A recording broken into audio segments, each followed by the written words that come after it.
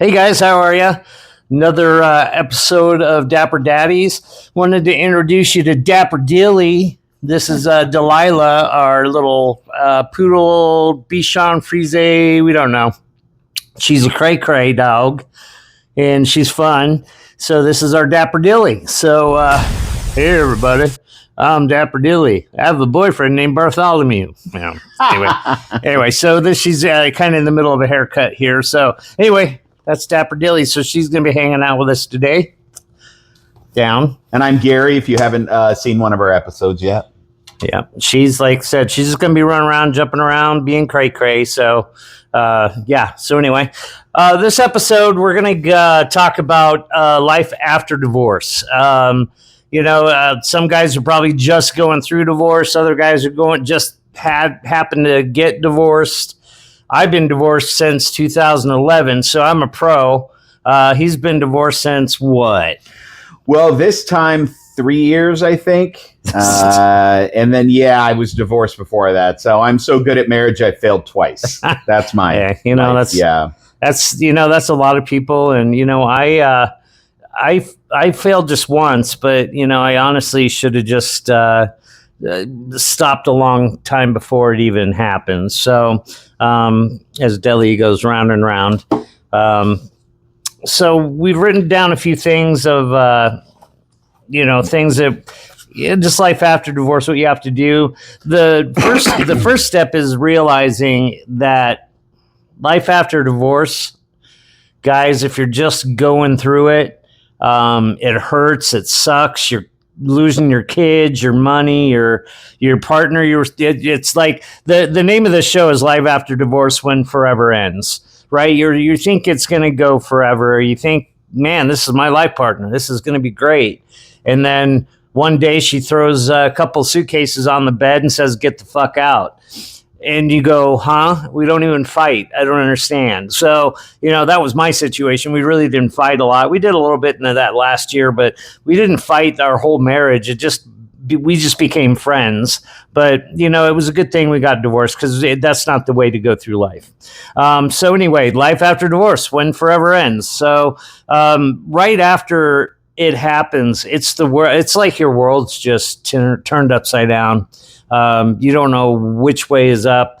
You don't know where to go. I mean, men, it's hard because women a lot of times get to keep the house, get to keep the kids, get to keep half, get to keep the car, whatever. And the man has to go find an apartment. He's got to figure out what he's going to do now, where his furniture is going to come from. I don't know how, and it's not everybody's story. Sure. Right. Sure. I mean, it doesn't always happen that way. So please don't comment and say, no, when I got divorced, my wife, this, that, and the other, or my husband, this, that, or the other. We're just explaining kind of what happened to us. Yeah. Yeah. And we know that a lot of things can happen, but a lot of guys do end up, being, hey, what do I do now? Where do I go? I mean, I moved in with my dad. So, you just end up kind of tossed to the curb, as the old saying says. And you just don't know where to go, what to do, how to do it. How do you shop now? How do you, a lot of guys never did laundry, in my generation. So, you go, okay, great. Got to learn how to do. I did, but, a lot of men don't. So you got to learn how to cook. You got to learn how to do your laundry, clean your house, learn how to have a whole new social life, because most of your friends are gone because they either chose your ex-wife or they chose to go, I'm out, thanks. So, you got a whole new social life. You got a whole new dating life. You got a whole new, your whole life changes and you have to, I was married 19 years. So mine, it's just like, everything was different, losing your family, losing that was the hardest thing is losing your family that you have every day. You see your kids every day. You see your ex-wife every day. You see your familiar house, everything you've worked for every day, all your stuff. All of a sudden, that's gone. Yeah. And it's a tough deal. So we're going to talk a little bit about that today and all those things. And hopefully you gain something from our story. And like I said, we're not experts, man. We're doing this because we felt like because we have a lot of podcast ideas we wanted to do, and we felt like this was the most important because we felt like people were going to relate with our stories, and we felt like we could help people because we've both had been struggling for years with this stuff. Mm-hmm. And we looked at each other and went, man, how can we help, ourselves by helping other people or build a community? Like, yeah, for sure. That's again, a good one. We talked about it before. Like, we know we're not alone, and that means that you're not alone either. So we're the podcast that talks about the real shit. You know what I mean? And you touched on so many things that I think we should start getting to the points. Yeah, no, I just wanted to overview what we were going to talk about and just kind of go over what we're going through. And because we're old, we write it down because otherwise we would not remember. We are not the most polished YouTube channel, if you haven't noticed yet. Yeah. Hopefully we have audio throughout this entire one, though. Oh, sorry about that. I put it in my shirt and it I don't know. Anyway, we're learning as we go. That's why we're wearing hats. Yeah, our new mic stand. Yeah, the mics, and anyway, and they ran out of battery. We're learning as we go. We're not, like I said, we're not polished professional podcasters, and I guarantee you go through and you go back and look at a lot of the podcasters' first couple. Even their first year, I've heard, is just a disaster. So we have a whole year of disasters, and you're coming along with us. Yes, please jump in the fire with us. I love it. All right. Well, the first thing is Bachelor reality check, right? Mm-hmm. All of a sudden, you're just you, dude, or gal. You're just you. Your meals. I mean, you said you were talking about cooking. All of a sudden, thank God for Grubhub or whatever. Well, here's my reality, and this probably colors me in a bad light, but I've been married twice and failed twice, sadly. But not in either marriage was I the cook. I was married to two people that really knew how to cook. And that's the thing that they did, right? I think that most families, one partner does the cooking and then another partner's the dishes guy and then somebody else does this or whatever, right? Cooking was never my thing. I made eggs for the first time 3 years ago, after my divorce. And they were horrible. I'm kidding. They weren't bad. I'm better now, but I was a bad cook. And still to this day, the majority of meals that we have are because we have a bunch of hamburger in the freezer. And then I try to figure out ways to make spaghetti or hamburger helper or whatever, stuff like that. Or it's takeout. I'm still there. I'm trying to cook more, but well, the good thing with we were lucky that because I was in my own, I was with my dad for a while, and then he moved up to Montana with my brother and his wife. So I ended up on my own. You learn, you figure it out. I mean, what nice thing is moving in together, we've had to, it's either DoorDash and $50 each day, which we can't afford, or we learn how to cook. So we've been kind of having to learn. And that's the thing, you're just forced to figure it out. I was lucky too, but I worked a lot. So, my ex-wife was the home person. She cooked and cleaned, that kind of thing. And she was actually really amazing at that, was really a good cook. And, but when I got out, thank God my mom kind of taught me how to cook a few things but you just go, okay, I guess I'm living on mac and cheese and hamburger helper for a while. You just do that. And you're so I think a lot of it is you're so fogged out brain-wise from what's happened that you're just trying to get through it, and you're like, great, one more thing, I got to learn how to cook, so it's a tough thing, and not all of us can afford to. Things are getting so expensive, you certainly can't afford to DoorDash a lot and go out to eat, and Big Mac meals like $10 $11 now or something crazy. So it's just it's unbelievable. So that's one of the hard things, man, cooking and figuring that out. You know, it's just one of those things. Cleaning's just one of those things too. You just figure it out. The big thing for me was furniture, man. I was like in an apartment with some a really old couch and a couple bricks. It was like after college again. It was like, it really is. You just go, great, what do I do now? I mean, so I just kind of piecemealed it together, but you're sitting there with your one couch, or you get your recliner and maybe a crate with a table. You know, it's just like you're just sitting there going, man, my life's been gutted, yo. I just said yo. Yeah. I'm being bitten by Dapper Dilly, so furniture is the number of times, and again, like you look back and you're all like, maybe I should have been, I don't know about you, but I look back at my marriage and I think I probably should have been more of an active participant in life. And what I mean by that is the number of times that we went furniture shopping and I was asked which I would prefer, this couch or that couch, or this dresser or that dresser. And my answer was always whatever you want. Like, I didn't put like thought into it. Sometimes I'd see something and say, oh, I really like that. But for the most part, I was relegating it to my wife because it seemed to really matter to her. Does that make sense? And so when we moved in together, you had a couple pieces, I had a couple pieces. There was a Goodwill, another thrift shop, a locker. We got a free couch. Got a free couch from a friend of mine. Had roaches in it, so we ended up getting rid of that. A good couch, but so we got another free couch in the locker that we bought. So you piece it together. These chairs were $40 on Facebook Marketplace, and you piecemeal it together. And you figure it out.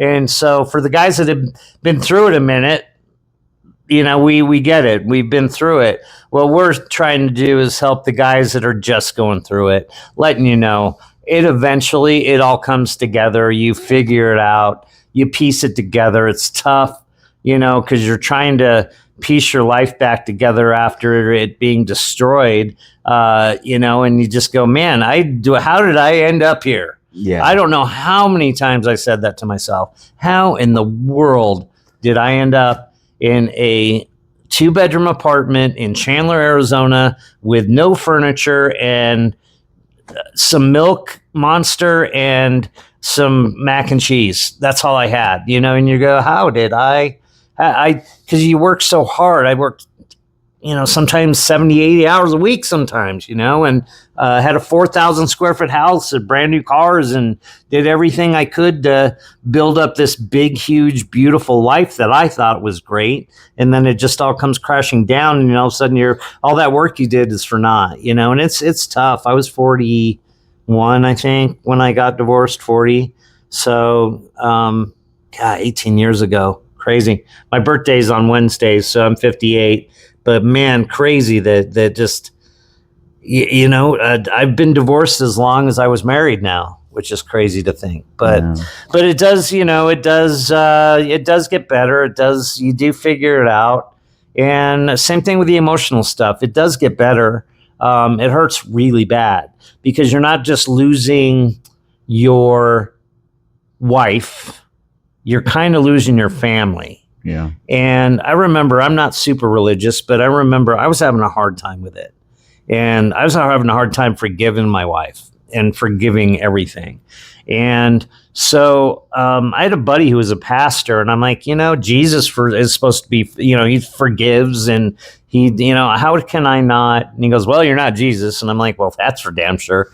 And then the second thing he said, you need to grieve your family like you would grieve a death. And that made so much sense to me.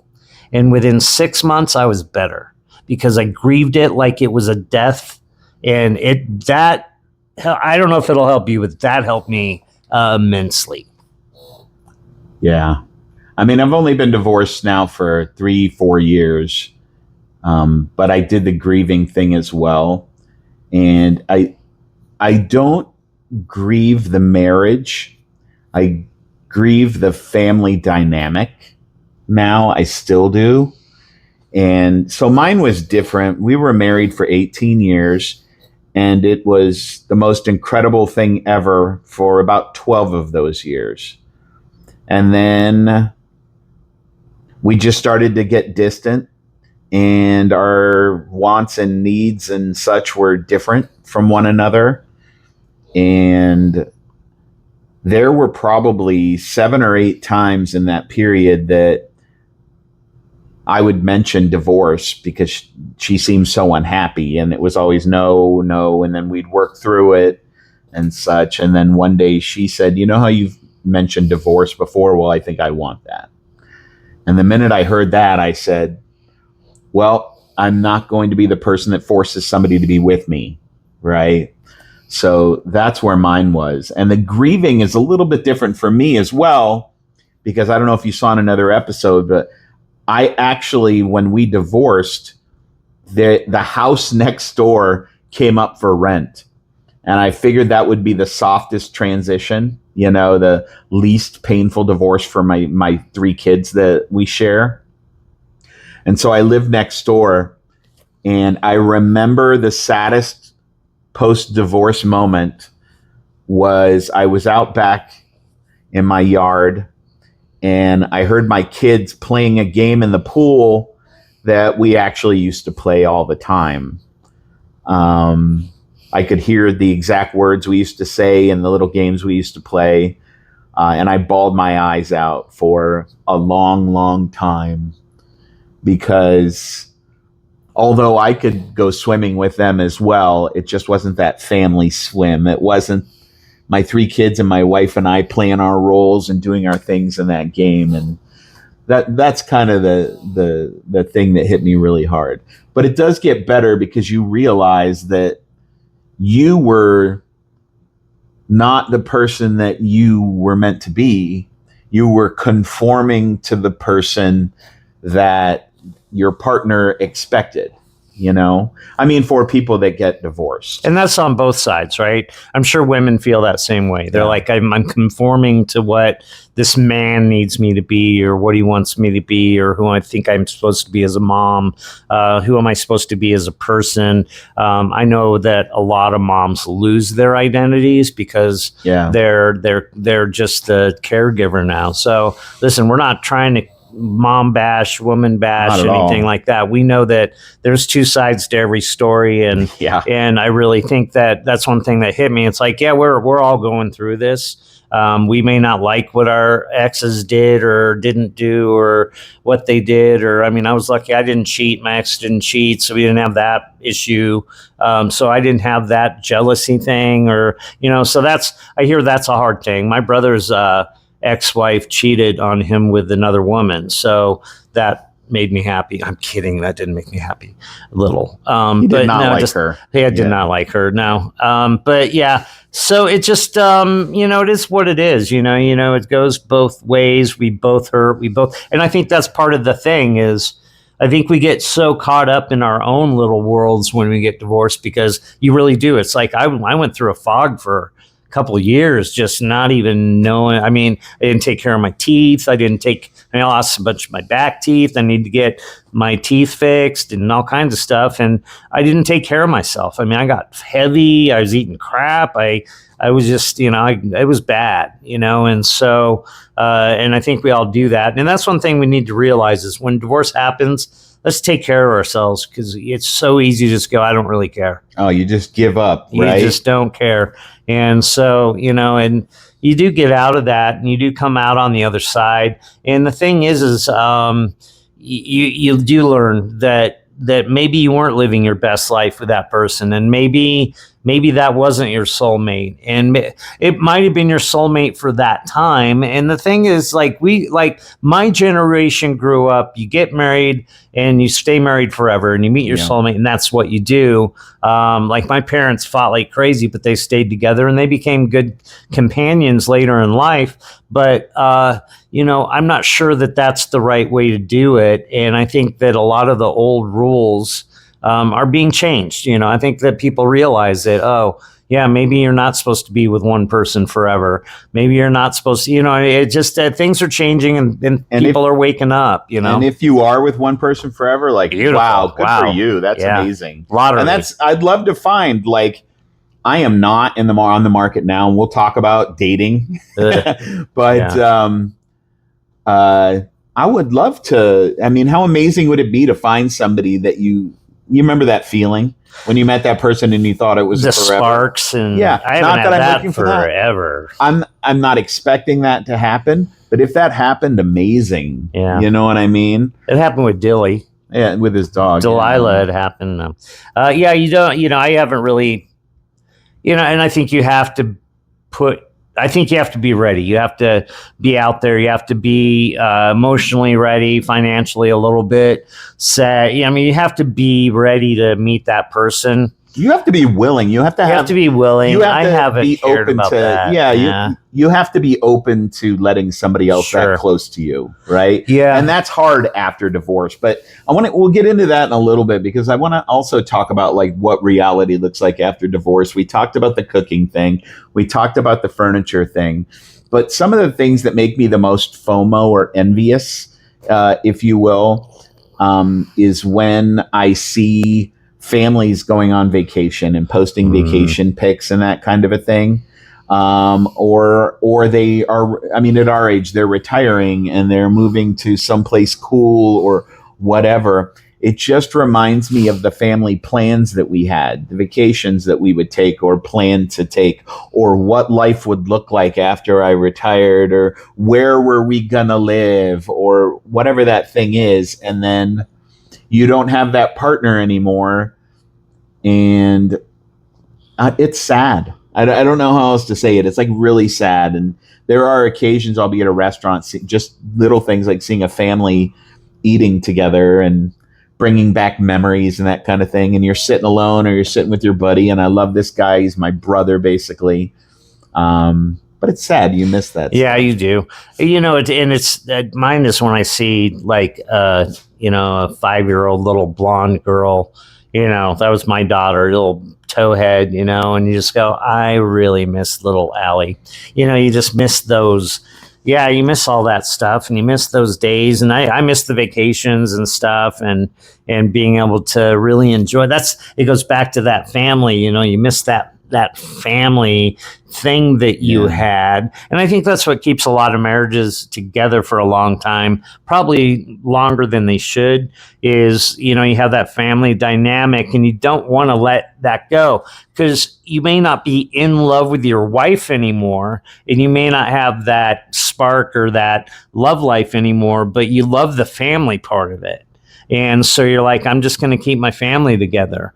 And I was told for years you shouldn't do that. And what did I do? I did that. And I look back, and I'm not sure that was the right thing to do. I think it could have been more. I think the last 5 years could have been healthier if we would have just divorced. Because you're like, oh, I don't want to upset my daughter. I don't want to, but the thing is they get it. They see it. They're smart. That's true.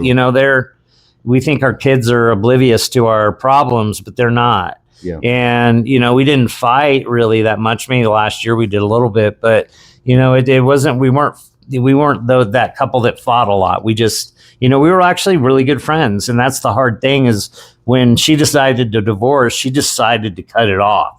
Be gone with it. And so I haven't talked to her. I've seen her maybe 3 times in 15 years, which is sad, because we never fought. We never had, but she decided that once it was over, period.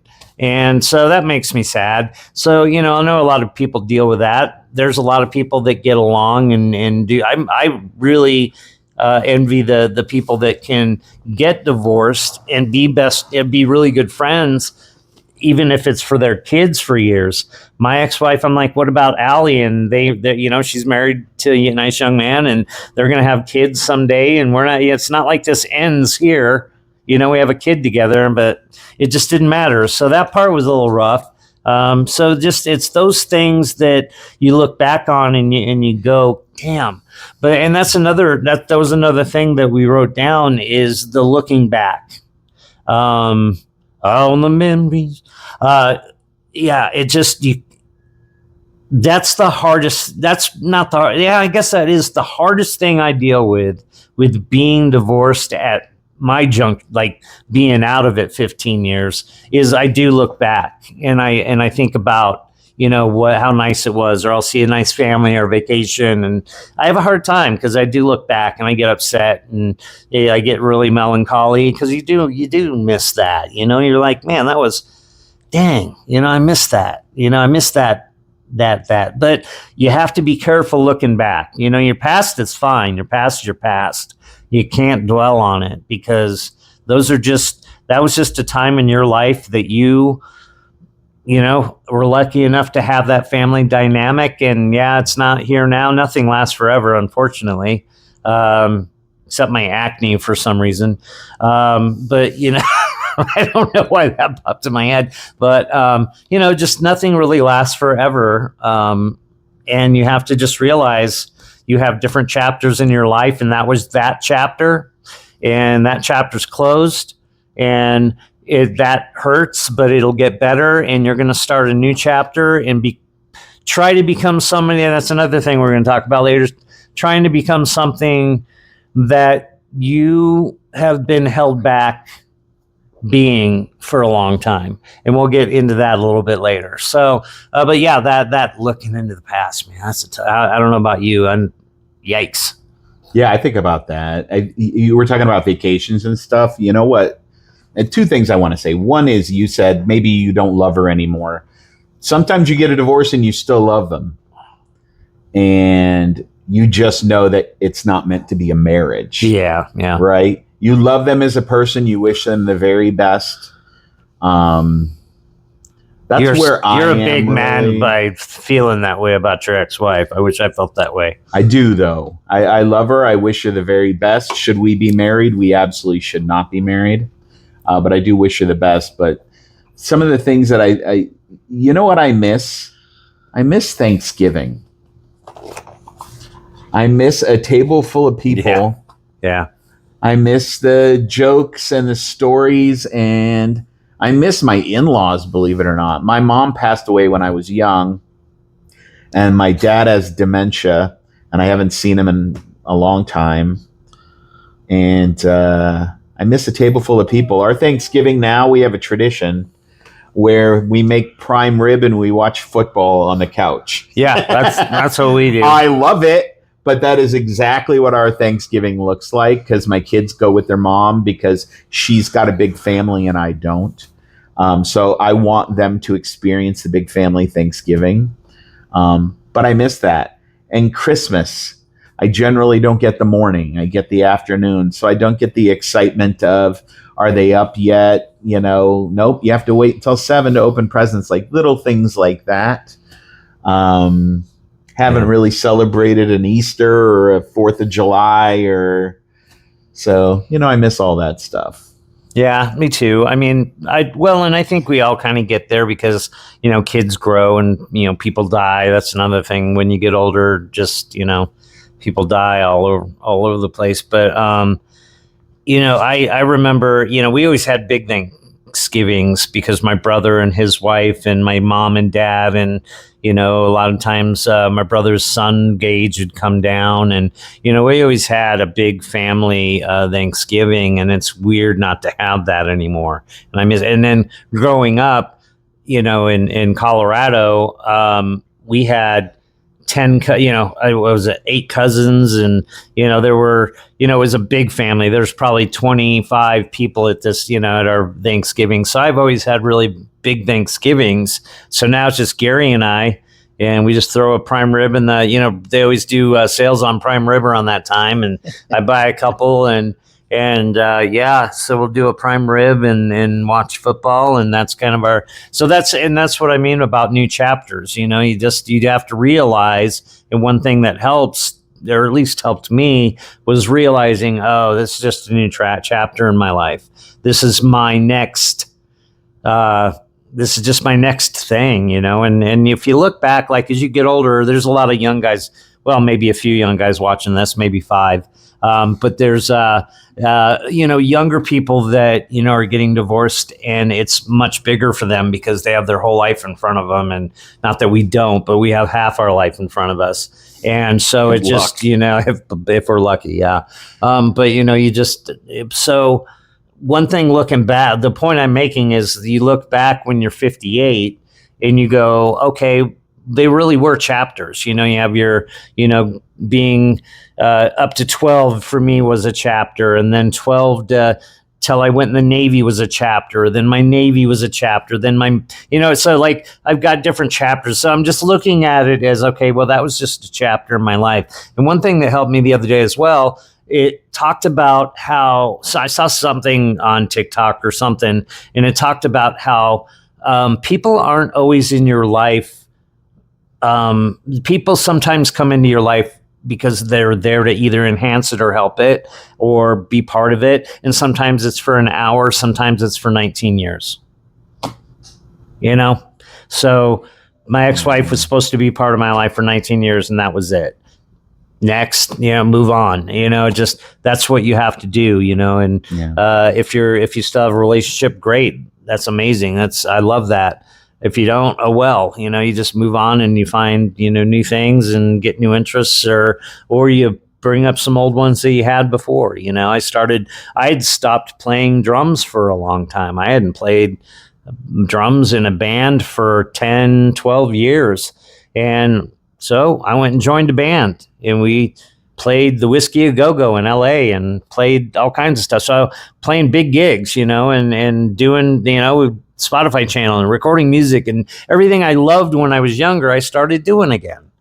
And I loved it, and so that's, it just, you just find those things that maybe you'd forgotten for a while. Yeah, you know what? You bring up a good point. Like, I've been thinking that I'm going to maybe get back into comedy or do some local theater or something. Mm-hmm. That's a good idea. Yeah, just, you just have to find something that you used to love and hold on to when you were young. And it might take a minute for you to find that, and, if it's video games, it's video games. If it's painting, it's painting, whatever you loved before. If it's a YouTube channel with 2 old guys talking about divorce, bingo, go for it. Bam. Anyway, so that's kind of that next one. Let's bring this one up. Dating. Can I start with that one? Please do. So I've dated several people since getting a divorce, and I'm not with any of them now, but I am friends with all of them still now. And they're all very lovely ladies. They're lovely. Yes, absolutely. But like he said, some people are meant to be in your life for 19 years and some are meant to be in your life for 6 months or whatever. And something I've noticed is that I was getting into relationships because I thought you were supposed to be in a relationship. I thought you were supposed to have a significant other. I didn't know that single was a thing. Let me tell you a little bit about my life. I got married at 22 to somebody that I knew for 6 months. Super intelligent decision, right? So I got married to somebody after I knew him for 6 months. I was 22. She was 21. And that lasted for about 6 years. But in full transparency, it was probably 3 years. And then we were not even living together or whatever. I had that marriage. My second marriage, or after that, I dated for about 2 years, different people. And then I got married again for 18 years. This is the first time I've been single a year now. This is the first time I've been single for more than a month since I was 22 years old. Wow. And it is eye-opening, to say the least. I get lonely, but now I feel like I'm at a spot where I know I need to work on myself, because if I jump into another relationship the way that I've always done, it will not succeed. I need to be more confident in myself. I need to, what's the word I'm looking for? I need to feel like I am giving the input that needs to be given. I think you need to find yourself. I need to find myself, but I need to invest in whatever I get into, whatever relationship I get into. And at this point, I don't feel like I can do that. I've got so much that I need to do for myself before I can, be in somebody else's life or let somebody else in mine. And I'll take a quote. You quoted, who did you quote? Can't remember. You quoted somebody, but I'll give another quote from a great historian, RuPaul. If you can't love yourself, how in the hell are you going to love anybody else? Right? And so that's what I'm working on, because I have really done some introspective work, and I see where my strengths are and where my weaknesses are, or my areas of opportunity. And I need to get that together before I consider anything. And frankly, you need a therapist. Yes. Frankly, I may not get into another relationship. I don't know. Look at me. I mean, I've been divorced since 2011. I've dated a few women here and there, but I've been working on myself for 15 years, and it's going very well. No, that's the funny thing is I had been in relationships as well I think since my high school sweetheart all the way through a divorce, I had always had a relationship. I'd always dated somebody, or was married or whatever. And, and I got divorced and, like I said, dated a few women, but I don't know. I just didn't, they just didn't work out, or whatever, or I wasn't ready or what, I don't know. But I really have been working on myself for a really long time. And I'm so comfortable being alone, after 15 years that, if somebody comes along, great, but I'm really actually pretty happy being alone. I don't need that somebody there. I mean, having my best friend helps and live with him. And we do stuff. We're good companions for each other as friends. But you don't have that intimacy, you know what I mean? So it's it just that part sucks, but or it doesn't. It's a good thing to work on yourself. And I've done a lot of that. And listen, I'm not anywhere near where I need to be. I don't think we ever get there because just, we're all pretty jacked up in the brain. I have to stop you because you just triggered something in me that I really want to hear from you. Okay. You just said that you're working on yourself, but you're not there. And you know what? You're never going to be perfect. Right? That's what we said about this podcast. Right. We said that because we've been talking about this podcast for 3 years. We've mentioned this before. But we always wanted to make sure it was perfect. And then one day we said, you know what? You just got to jump in. You got to start swimming. Sometimes your podcast will cut out the audio at the wrong time. Sometimes the lighting will be poor. Sometimes the microphones on the inside of the t-shirt. Sometimes we'll sound like idiots. Sometimes we'll sound like idiots. All the time. Sometimes we don't sound like idiots, which, we're really proud of that. It's a miracle. But that being said, because you agree with all that, right? Absolutely. It's not perfect. Right. Why are you afraid to jump into a relationship when you're not perfect? If that's the case, like what I'm not afraid to at all. It just hasn't presented itself. I have no problem. You've seen if a woman, I'm not really aggressive with going up and talking to women a lot, but if I see that there's interest there and I'm attracted to that person, I will go and talk to them. And I've done that.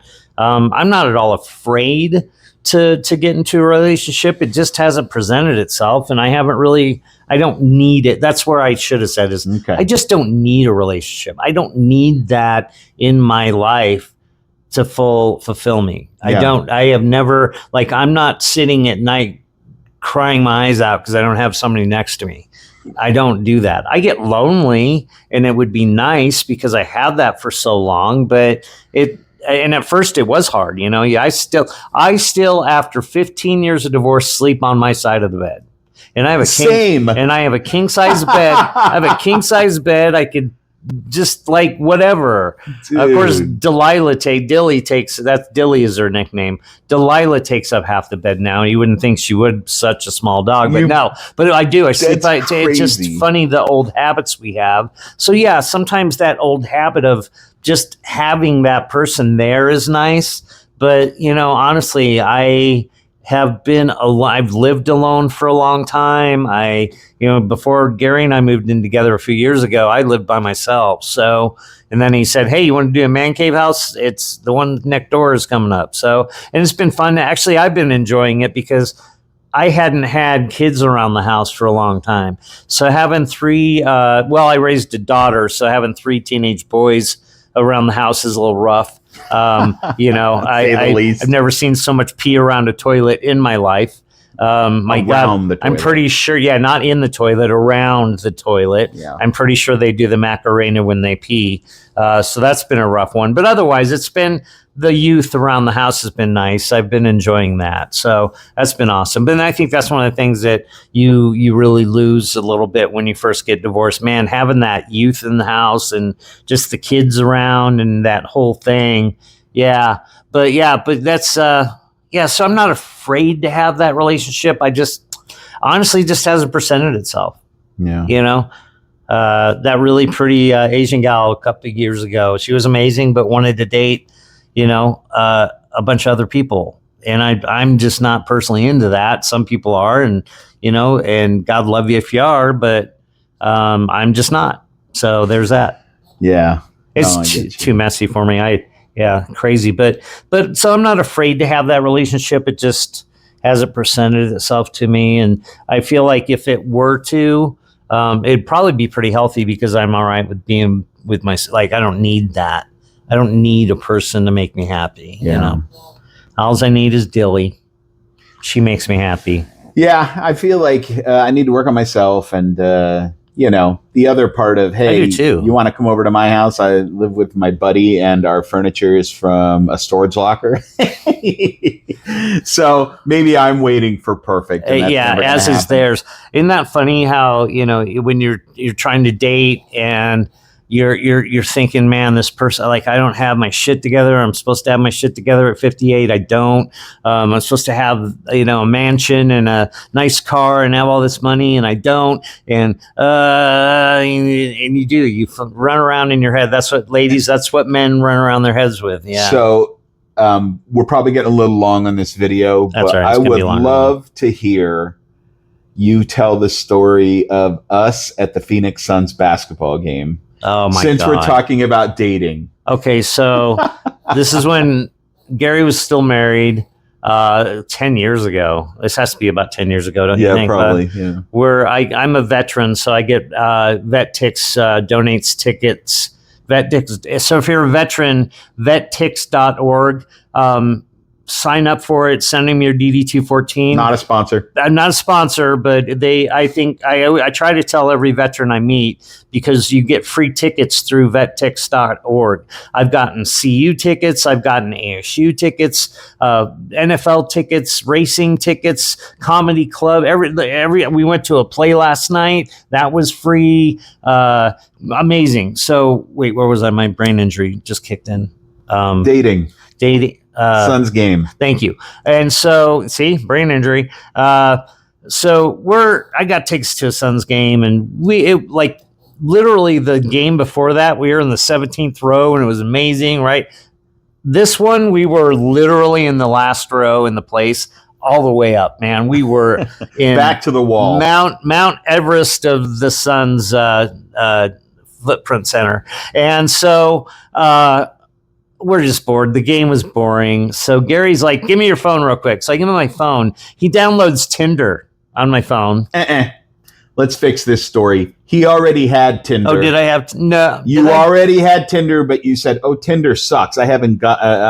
Nobody. That's. And so I wanted to help him optimize his Tinder experience. So he grabs it and he starts swiping on everybody every woman, just every woman, swiping away. But just reading some of the names and the profiles, we were dying. He's like, I got to live through you, pal. And so that was a lot of fun. I mean, just and I didn't get one he literally exhausted the people. Like he went all the way and left on no one. And not one of those women swiped on me, like messaged me. And that's the thing, is like being our age and being in the dating scene. Right. That's what I was going to get at. That's why I wanted to talk about it. Like you swiped on all those people, but there was no success. And so is it the photos? Is it the bio?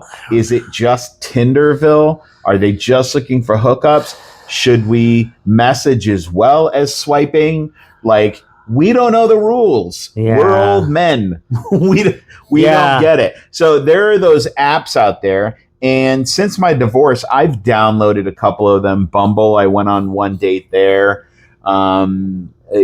Match, or I mean, gosh, I'm not even up. I've tried them all. Yeah, I've tried them all, and I've had zero success with any of them. Yeah, I mean, we used to meet people at the mall or the bar or wherever, like just organically, and it's such a weird world. And I know that because I've talked to a lot of people that are our age that are like, even young people are like, it sucks. Well, so it's just it's a tough thing. Gal told me that, I asked a friend of mine, and she's like, it's not that it's just there's so many men, and there's like women just have their pick. And it's like, all right, well, okay. So this is the world we live in. So I think that's a main reason why I haven't dated, is because I just don't get this world we live in. And here's the other problem is, like, if you're not doing the dating apps, you're going out somewhere, right? Our favorite spot, Monkey Pants in Tempe, not a sponsor. We love them. Anyway, our favorite place to go do karaoke is called Monkey Pants, and it's right near Arizona State University. And so the crowd is a lot of college kids. So there's no opportunity there 90% of the time. So where do people our age hang out? Like, we've been trying to find that thing.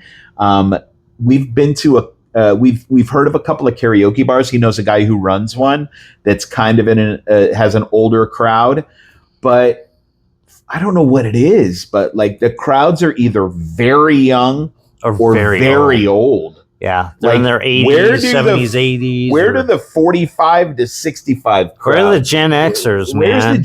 Thank you. Where's the Gen X hangout? Like, I don't know. I guess the only way to find those people is through dating apps, or I hear a lot of people, they'll start playing pickleball, or they'll join like little clubs and stuff like that. But I don't know if you guys got any suggestions, put them in the comments. Yeah, we can use that, because we're not. If you would comment, follow, we really appreciate it. We're trying to build this thing up. And again, it's just for fun, but we know we're not alone, So, I know some of our videos are going to be 30 minutes. Some are going to be 45 to an hour. It is what it is. One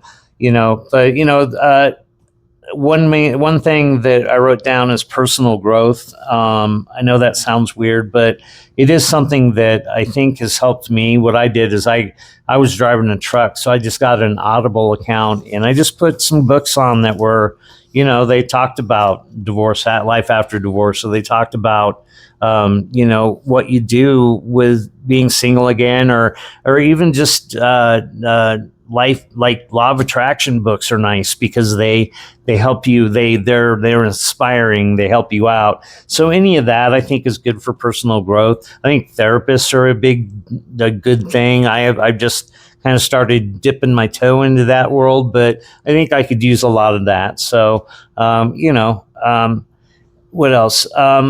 I did put an asterisk saying it does get better. I did cover it, but guys, it does get better. If you're just going through it, you're either in the beginnings of it, or you're just a year or two out of it and you're still having a hard time. Grieve it like a death.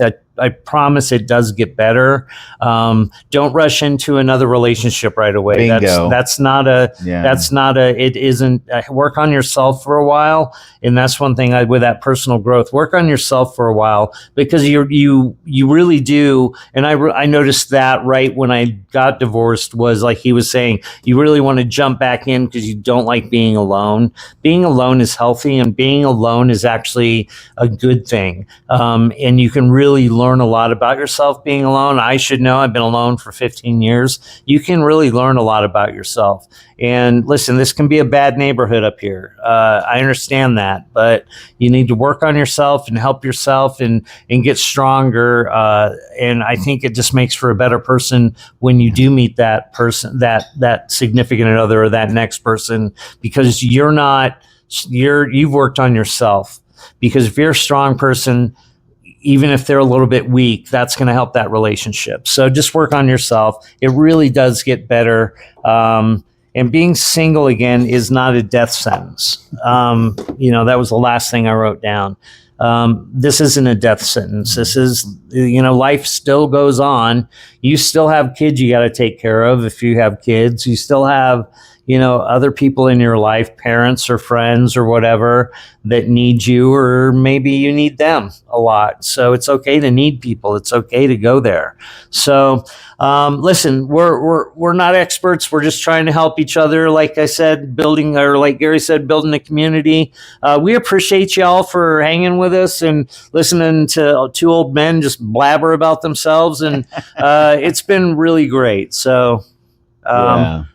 You want to close us out here, buddy? No, I love it. I think I'll end on one of the last things you said is, being single isn't a death sentence. And frankly, your next partner deserves the best you.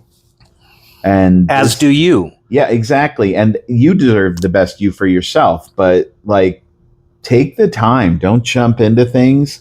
Make sure it's right, but also make sure that what you're bringing to that next relationship is healthy, right? Yeah. Got to work on that stuff. And I know I have to. And right now, if I jumped into a relationship, I would have, it'd be a mess. Like the play Rent, I've got, baggage to lay at your feet. So, and one thing I believe is if you do work on yourself and you have that, I believe in the universe attracts, you attract like. So if you're working on yourself and you've gotten to that point to where you feel good about yourself, you're going to attract somebody else that has done the same. And I think it becomes a very strong relationship. And I think that's why a lot of second relationships sometimes end up being really great, because they learn so much from the first one. So isn't that everything though? It is everything. Yeah, no, the second time is always a little bit better than the first time. Yep. Now you know what to avoid. And for sure. All right, guys. Well, look for our next guitar lesson. I messed up on a couple things with the strings and stuff, so my brain injury came. So we're going to do another guitar lesson. If you're wanting to learn with us, that'll be coming up here soon too. Thank you so much. Like, subscribe. We're just trying to grow the channel. We'll see you next time on the next Dapper Daddies. Thank you. Bye, Peace. Dilly. Say bye, Dilly. Come here, Dilly. Peace in the Middle East. Come here, baby. Dapper Dilly says out, yo.